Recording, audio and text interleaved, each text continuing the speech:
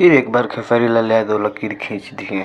देख रहे हैं आप नोट के बंडल के साथ फोटो। तो नमस्कार, आप देख रहे हैं publicnews.com और इसी तरह के खबर जानने के लिए हमारे चैनल पर बने रहिए।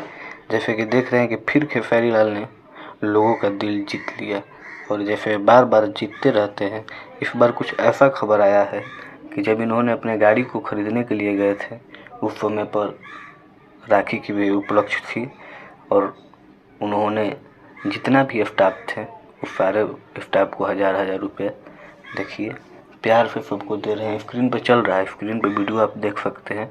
और उनके साथ उनके बेटे ऋषभ हैं जो कि उनके साथ हैं और सारे स्टाफ वहाँ पर खड़े हैं और सारे स्टाफ को जैसे वो बेचारे राखी के गिफ्ट दे रहे हैं। देखिए आप लोग, हर एक के चेहरे पर मुस्कान और उनके प्रति हर लोगों का आशीर्वाद निकल रहा है। और देखिए मिल के हर लोगों से फ़ोटो खिंचाना एक एक करके। तो इसी तरह का सब्सक्राइब करिए चैनल और शेयर कीजिए और ढेर सारा प्यार दीजिए।